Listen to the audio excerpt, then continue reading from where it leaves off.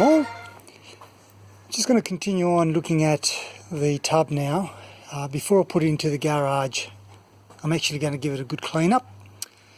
So as you can see, there's plenty of dirt and mud and so on.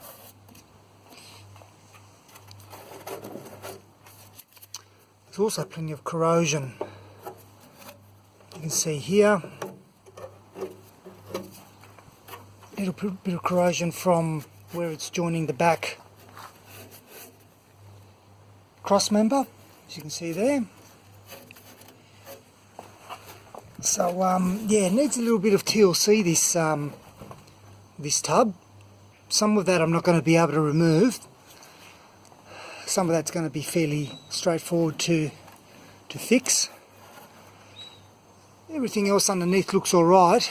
I mean, obviously I don't know, from the top or from the inside the floor looks pretty good.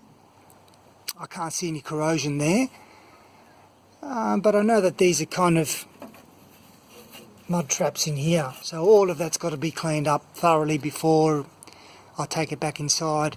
And you can see here's another example where you've got steel joining the alloy, and that's a perfect, although surprisingly that's in really good nick. That's where the corrosion starts.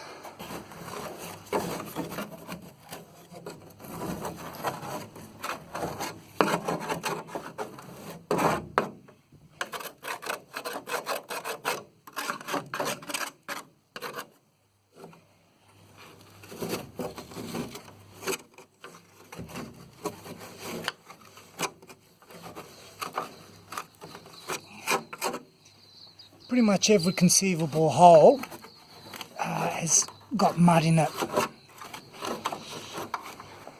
but it's not too bad overall. What I'll do is I'll clean it all up, and then I'll get the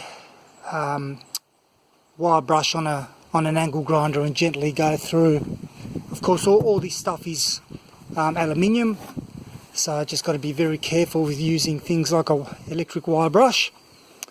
But if you go slowly, it should be fine. Hence why I'm doing it first by hand.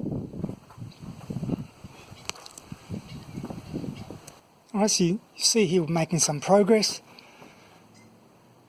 between the two here. Of course, this is what I was saying, just to be careful with, you know, using the wire wheel. But I wanted to see if I can remove as much as possible. So I noted that I've got the rounded rivets here, but I've got the standard ones in the centre.